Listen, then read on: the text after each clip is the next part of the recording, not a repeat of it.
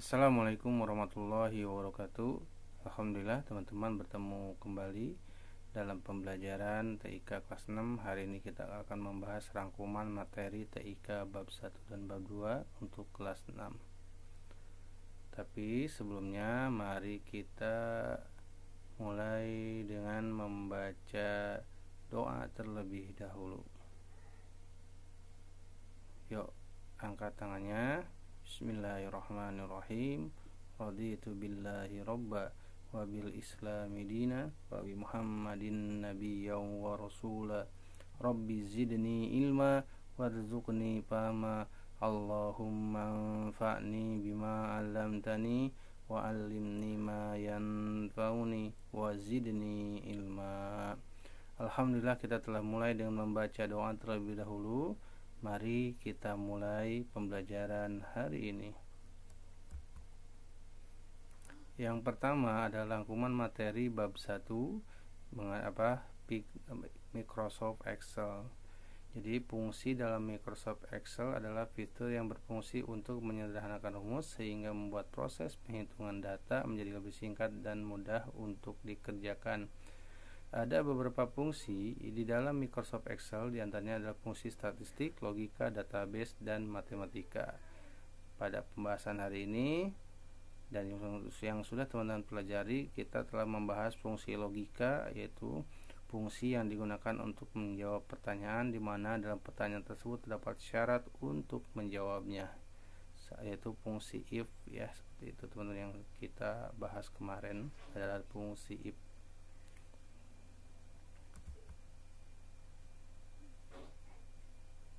Selanjutnya terkait gambar digital. Materi selanjutnya di bab 1 itu adalah gambar digital, ya. Gambar digital itu apa? Yaitu gambar yang dihasilkan dari suatu proses dengan bantuan kamera, komputer, atau perangkat elektronik lainnya. Jadi gambar digital tentu saja dalam prakteknya menggunakan peralatan elektronik digital, ya. Dan gambar digital disimpan dalam bentuk file digital. Contohnya file digital dalam bentuk JPEG, MP4, ya. Kalau gambar berarti kan JPEG, ya. Kalau MP4 kan video, ya. PNG, ya, BMV dan sebagainya. Gambar digital tidak bisa dilihat secara langsung tanpa bantuan peralatan elektronik. Ya, contohnya gambar digital adalah gambar yang ada di internet atau wallpaper komputer. Ya, seperti teman-teman lihat sekarang bahwa teman-teman bisa melihat video ini kan melalui perangkat elektronik, ya, digital seperti itu.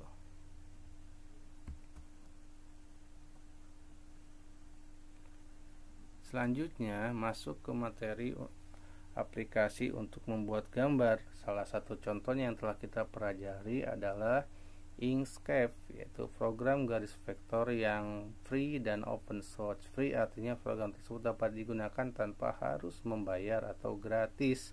Open source artinya kode program tersebut terbuka sehingga dapat dikembangkan oleh siapapun. Ayo, siapa di antara teman-teman yang ingin menjadi programmer bisa memanfaatkan aplikasi Inkscape ini untuk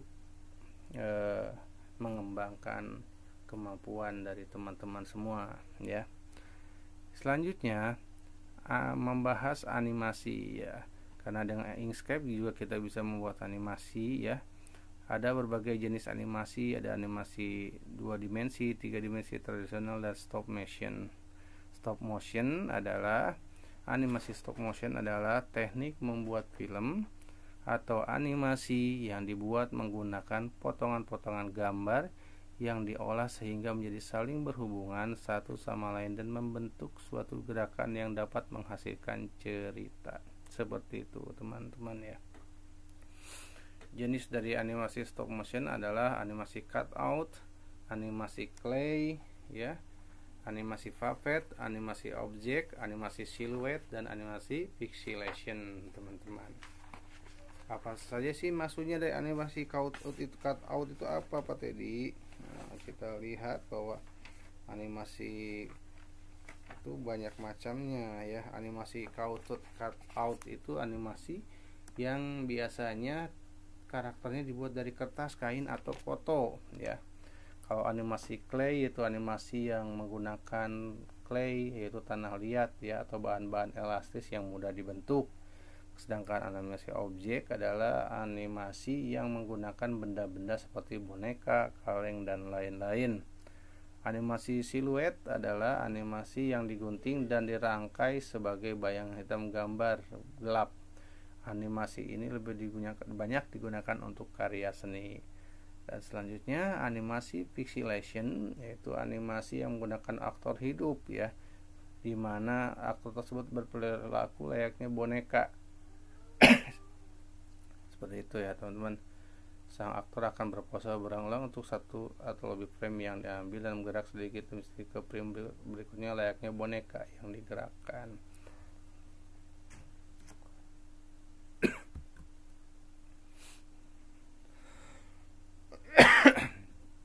Itu tadi materi bab 1 ya teman-teman. Kita lanjut ke materi bab 2, yaitu mengenai ancaman online ya. Ancaman online antara cyberbullying ya, konten tidak pantas, serangan spam ya, spyware, phishing, plagiarisme, dan pembajakan produk digital. Seperti itu.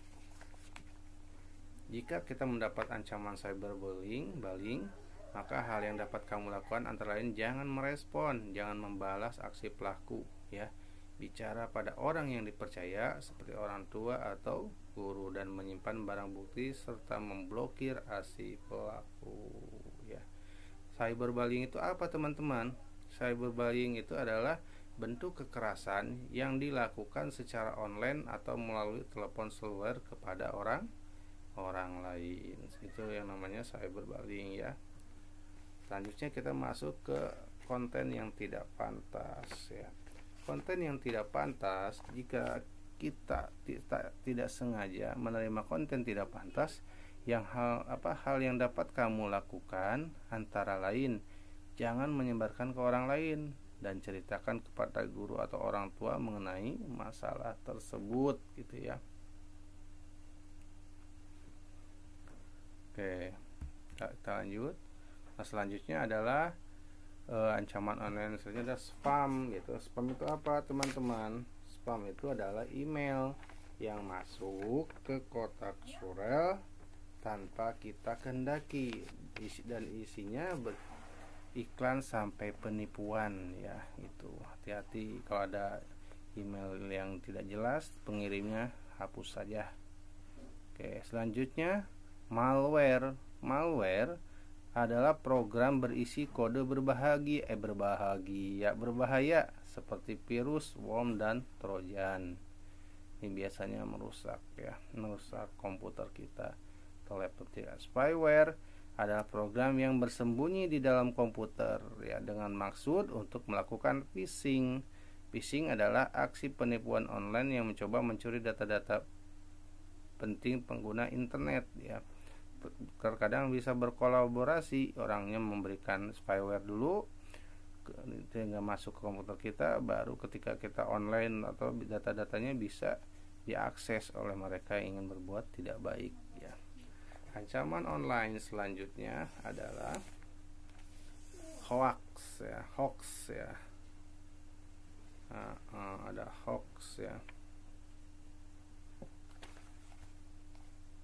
Apa itu hoax teman-teman?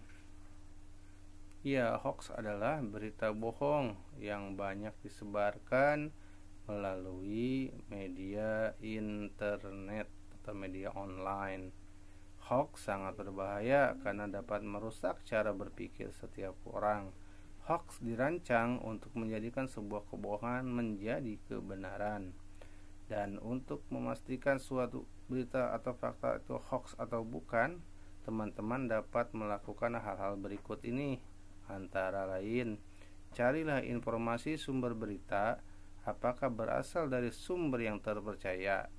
Bandingkan isi berita dengan apa yang sudah kamu ketahui, seperti nama penulisnya, dan gunakan bantuan Google Reverse Image Search ya teman-teman. Jadi di Google itu sudah ada yang namanya Google Reverse search image, yaitu untuk mengecek keaslian suatu produk apa, foto gitu atau gambar ya teman-teman.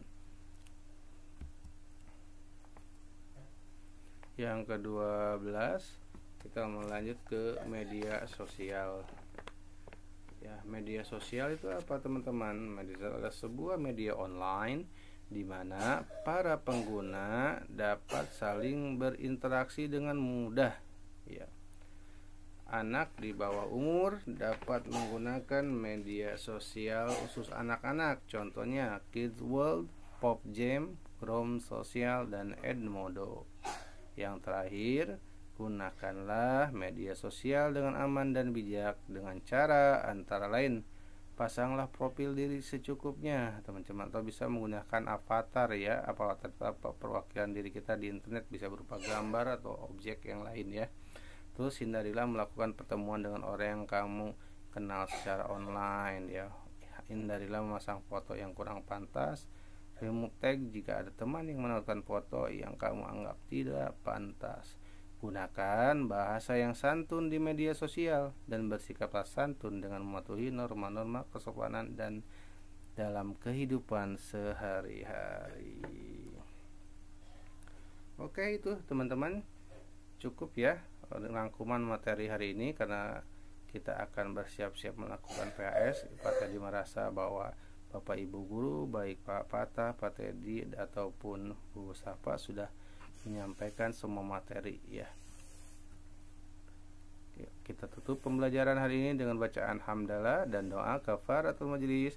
Alhamdulillahirabbil alamin. Subhanakallahumma wa bihamdik asyhadu an la ilaha illa anta astaghfiruka wa atubu ilaik. Kurang lebihnya mohon maaf. Assalamualaikum warahmatullahi wabarakatuh.